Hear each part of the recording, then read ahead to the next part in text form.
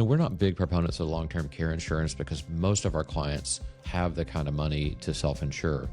But it is common that the older spouse will require care and that the younger spouse provides that. It's not required, of course, but that's something that we see in the real world and empirical data.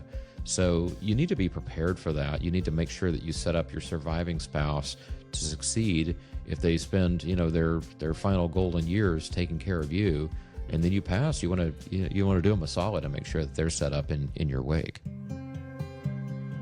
Welcome to the Physician Family Financial Advisors podcast, where physician moms and dads like you can turn today's worries about taxes and investing into all the money you need for retirement and college. Hello, physician moms and dads. I am Nate Reineke, Certified Financial Planner and Primary Advisor here at Physician Family Financial Advisors. And I'm Ben Utley, Certified Financial Planner and Service Team Leader here at Physician Family. Ben, I heard you have some big news. I have big news. Big news. It's the biggest news. It's the moment that most parents have always been waiting for, with some of them really happy about it, others sad, mixed emotions to be sure. But my wife and I are now officially empty nesters. Oh, yeah, right. I mean, I can still remember changing the diapers, right? And the cute onesie with the little tiny toes sticking out. You just wanted to squeeze them, and the sleepless nights. But it was. I'm going to say it was all worth it because I didn't have a choice, right? Right. Or maybe I didn't have a choice, then my wife didn't have a choice. Well, I had a choice, but one way or another, we made that decision. But yeah, both my kids are in college. They're both out of the house. They're both functioning, happy, doing well in school, and it is just a miracle. It's just a miracle. But you know what's the best part? The best part of the whole thing, Nate. This is wild. It's the space in the fridge. Like, I know. I can put all my stuff in there now. I don't have to dig for stuff. There's the space in the freezer. It's like everything's where I put it. It's like it's the funniest little thing. It's not like being woken up in the middle of the night or wonder where there are anything like that. It's the tiny little things like the dishes stay clean. You probably take the trash out like once a week instead of once a day. The smaller trash can for sure. You get the smaller trash can, right? Yep. So I mean, that is the funny upside. I miss them though. I love having them here, and I'm looking forward to holidays. But the thing I'm most looking forward to is going to their house for the holidays whenever we get there. Let them cook, let them feed me, let them clean up the dishes. It is their turn to host me. I'm totally looking forward to that. And and this is sincere, because I paid really careful attention to my kids, I have a great relationship with my daughters. And I know this because they tell me this voluntarily. And to me, for my child to want to spend time with me is really about the highest praise that I could get as a parent. Agreed. Yeah, it doesn't count when they're 6, right? Yes, it doesn't count when they're 6 because you're their whole world, right? If you don't feed them, they'll die. Right. Yep. Yeah. All right. Well, good luck. Good luck on this new venture. Yeah, new journey. All right. Well, let's jump into some questions. You ready for it? I'm ready. Okay. We got a cardiologist in Maine. Said, can my spouse contribute to her IRA if she doesn't have an income? I haven't gotten this question for a while. Yes. Because we do this for everybody. So I'll let the cat out of the bag and say, absolutely. Yes.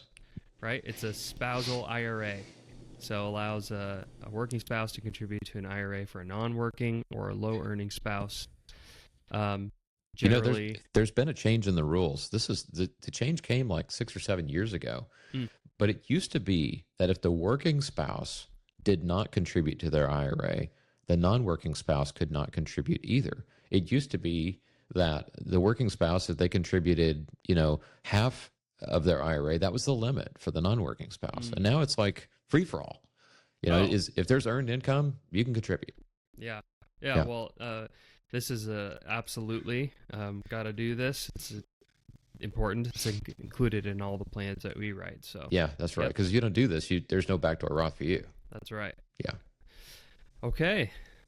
So next question: emergency medicine doc in Oregon how does my retirement plan change compared to the average physician if my spouse is 8 years younger than I am? This is interesting on kind of two accounts. One, you don't see this all that often with physicians. A lot of times physicians meeting in medical school, kind of similar age. But the other reason I thought this was interesting is just the fact that they asked. Because who cares what other people's retirement plan is? Yeah, right? good question. This is your retirement plan. Yeah. So it doesn't matter. Exactly. But I things to consider. Yeah. It really just comes down to one big thing, which is that in this scenario, like we wrote a plan for this doc, you have a slightly younger spouse, and you probably need to save enough, or you absolutely need to save enough to cover them for if you die early. Like let's say you die 10 years before them, there needs to be enough money for them. So potentially need to work longer, potentially need to save a bit more, right? Because you're not just covering yourself, you're covering your spouse. And then the other big one here, I guess, would be children. I mean, you are a little bit later to having children in this situation. Yep. So, which, to be honest, you might have a leg up when it comes to that. Yeah, right? You're probably going to work a little bit longer, but you're already established in your career. Yes. And so this doctor, military doctor, and no student loans, already has a house. Like, you're not chasing all your goals at the exact same time. You're sort of settled in. And I guess the big advice would just be get started early with college. Okay, I got a couple for you here. Okay, go. these are legit. Social Security claiming strategies are different for spouses with a disparity in their ages. Pension claiming strategies. This is pivotal. One of my friends has he's a friend who's a physician, not a client, never has been, never will be. But we go out to breakfast once every week. So if you're listening, hi, Paul. But he has 3 annuities that he had to buy as a workout for an overfunded cash balance plan. So anyway, we're talking. In fact, we had coffee just the other day, and I said, "How did you set up your annuity?" And he said, "It's a joint and survivor payout." And I said, "Good." And what that means is that when he passes, she'll continue to get the same amount of money that he was getting before, and vice versa. If she passes, he'll continue to get the same amount before. It's a reduced amount versus if it was just based on his life. But it continues, and so that's a crucial strategy if your spouse is younger than you are, because they're likely to live a long time. That's right. Yeah, absolutely. So those are, at the minimum, those are the things that we begin to consider. But by the same token, these are for physicians of an advanced age or docs that are really approaching retirement, which is a time when you just need to sit down and carefully think through everything. That's right. Yeah, because a lot of doctors and people in general will choose the higher payout on those annuity type products when they're entering retirement, and they just assume it's going to pay the most. But you got to do some calculation on life expectancy, which is not fun, but necessary.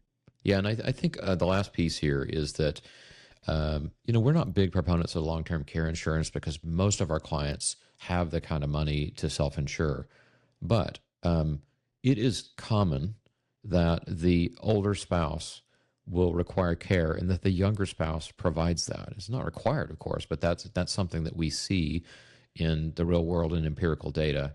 So you need to be prepared for that. You need to make sure that you set up your surviving spouse to succeed if they spend, their final golden years taking care of you, and then you pass. You want to do them a solid and make sure that they're set up in your wake.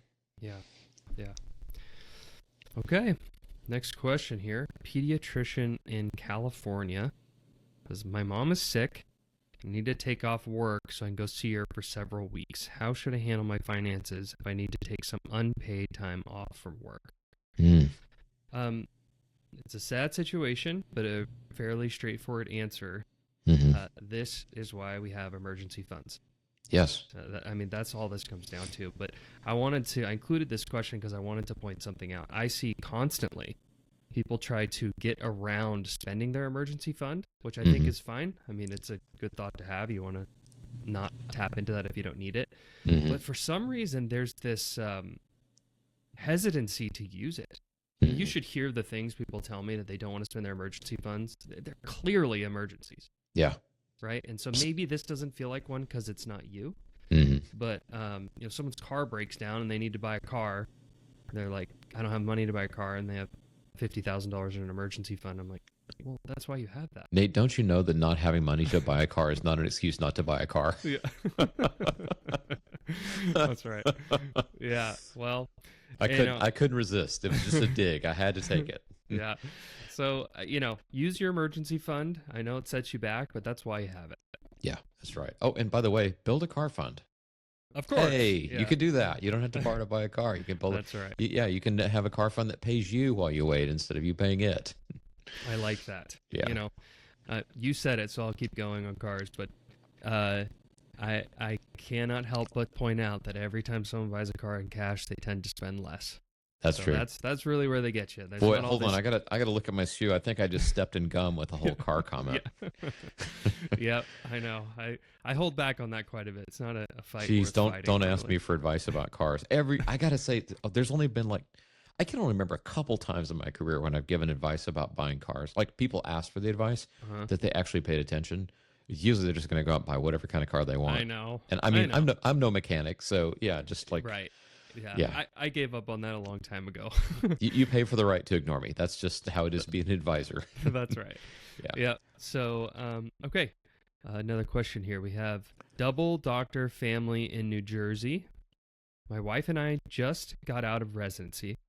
We'll be making a combined $600,000 over the next 12 months. One child, $300,000 in student loans, and we're about to buy a house. We really want to pay off all of our student loans quickly, and we believe if all goes well, we can pay them off by the end of 2025. Okay, so just real quick there. After taxes, that's most of their money. Right? So they have $600K. It's not a lot to live on. $600K, you probably lose about a third of that to taxes and self-employment. FICA taxes. So, yeah, 200, 250 goes away. You're left with about 350. Yeah, that's in 18 months. So, I could see that. It's pretty tight. Yeah. So the question is, should we put all our resources toward our student loans after we buy this house? Okay, so you just heard us talk about, or we just talked about staying out of debt, right? Car debt.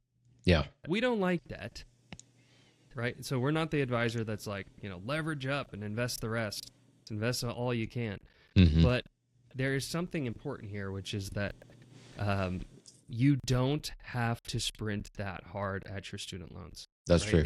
It wouldn't be a terrible idea to put most of your resources toward your student loans, but I would say it would be a much better idea if you did it after you built an emergency fund. Yes. You fund your IRAs. Yes. You fund your retirement plans at work, get that match, get that tax deferral. HSA for sure. You fund your HSA. Yeah. It's really tempting to do this right out of the gate. It's just right in your face. The student loan payments are coming, and you want to get rid of them as fast as you can. Yep. But you have to grab these tax breaks while you can. And there's a New Jersey. I'm pretty sure that there's you're the college guru here, but I'm pretty sure there's a tax break for contributing to those 529s. Yep. I believe so. So, stretch it out another 6 to 12 months. Could be, yeah. It's not the end of the world to pay your... I mean, if you paid your student loans off in 2 years, it's no big deal. Okay, I got a sleeper for you. Okay. Here's a sleeper. Okay. So let's say that you aggressively pay off these student loans in your first year of these new practices, but you find that the places that you work are not all that you thought they'd be. And so rather than working at a for-profit place, you wind up working for a not-for-profit hospital where you have PSLF as an option, in which case you've just wasted or burned your PSLF card. And I can just hear people saying, yeah, it's not going to happen to me. It happens to other people, it's not me. But about 50% of physicians leave their first job in a very brief period. And I've seen this over and over and over again. So it may not be you, but it's going to be your spouse, right? Because there's a 50-50 chance. So be very careful about how aggressively pay off these student loans. So my take on this would be get all the tax breaks you can get. Certainly have a full emergency fund, because you can bet, if you put all your money in your house, the next thing you have is an emergency. We've seen that. We've seen people who put all their money in their house and the house literally burned down to the ground and they didn't have an emergency fund to make it through.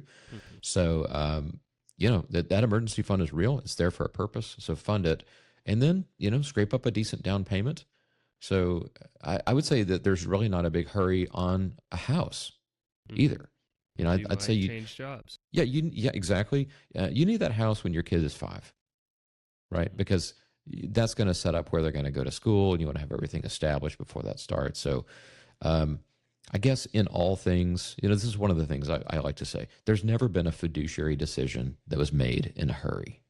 There's always time, and the essence of planning is balance and perspective and doing things intentionally. So, I think the sprint to pay off the student loans, I'm pretty sure that's like a Dave Ramsey thing, or maybe it's coming from, some loudmouth on the internet. But, you and I have both seen physicians who took 9-10 years to pay off their student loans, and they're still on track for retirement. Yeah. So, I mean, your goals are still possible even without this, I'll use the word radical. Yeah. Radical approach to your student loan. Yeah. Right. And this, Ben. I wouldn't say fell victim, but I had a very strong mindset about student loans before I even started working here. This is what me and my spouse did. And we gave up tax breaks. And I did that intentionally. But we also gave up a lot of life. Like, it was our first 3 years of marriage, and we didn't really do much. Yeah. And I'm not saying you have to do expensive things. We found ways to, continue to pursue each other while we were paying off debt.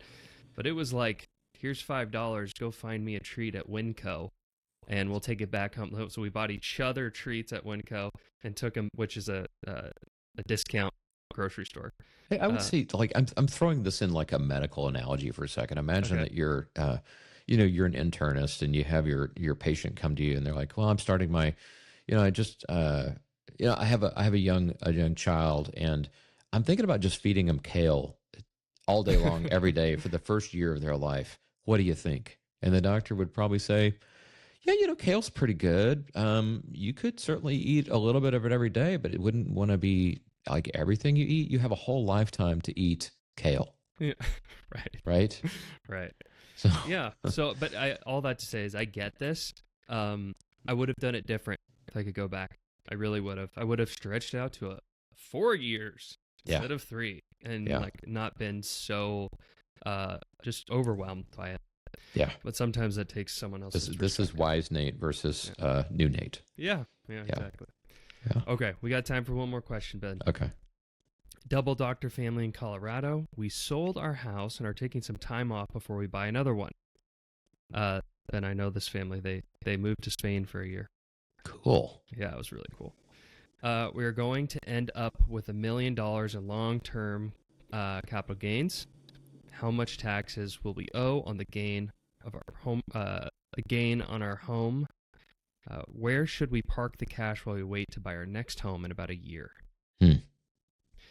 So, this family bought in an area of Colorado that just exploded.